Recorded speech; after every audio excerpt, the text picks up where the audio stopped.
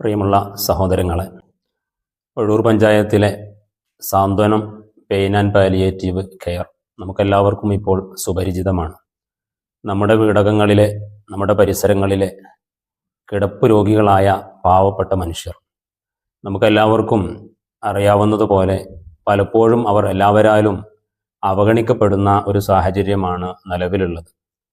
വളരെ പാവപ്പെട്ട രോഗികൾ, കൈമുറിച്ചവരും കാല് മുറിച്ചവരും ശരീരമാസകലം വലിയ മുറിവുകൾ വന്ന് പഴുത്ത് പലപ്പോഴും ഒഴിവരിക്കുന്ന വരെ സാഹചര്യങ്ങളിൽ എത്തിപ്പെട്ട് അസഹനീയമായ സ്മെല്ലും മറ്റു കാരണങ്ങളും നിമിത്തം അവരെ പരിചരിക്കാൻ ആഗ്രഹിക്കുന്നവർക്ക് വരെ ചെല്ലാൻ പറ്റാത്ത വല്ലാത്തൊരു ദുരവസ്ഥ നിലവിലുള്ള സാഹചര്യങ്ങളുണ്ട്.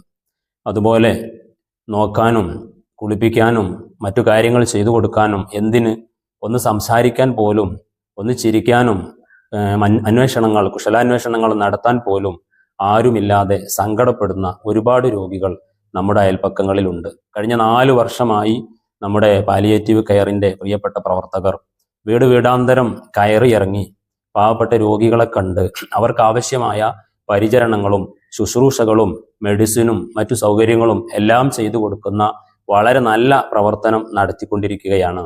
നമ്മുടെ നാട്ടിലെ പാവപ്പെട്ട രോഗികൾക്ക് വലിയൊരു ആശ്വാസമാണ് നമ്മുടെ സാന്ത്വനത്തിൻ്റെ കീഴിൽ ലഭിച്ചുകൊണ്ടിരിക്കുന്നത്.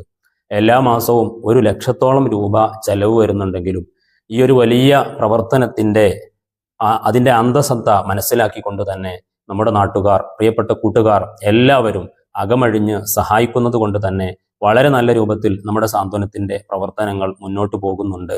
ഇൻഷാ അള്ളാഹ് നാളെ മുതൽ, അതായത് ജനുവരി 11-ാം തീയതി മുതൽ നമ്മുടെ സാന്ത്വനത്തിൻ്റെ പ്രിയപ്പെട്ട പ്രവർത്തകർ നമ്മുടെ പഞ്ചായത്തിലെ എല്ലാ വീടുകളിലും അവർ കയറി ഇറങ്ങുന്നുണ്ട്.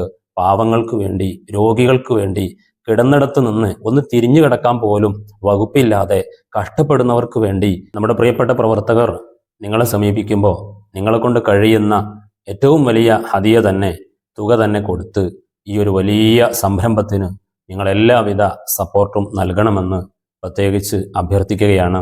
നമുക്ക് വലിയ സന്തോഷങ്ങൾ ലഭിക്കുന്നതിന് അത് കാരണമാകും. നല്ലൊരു നാടിന് അത് കാരണമാകും.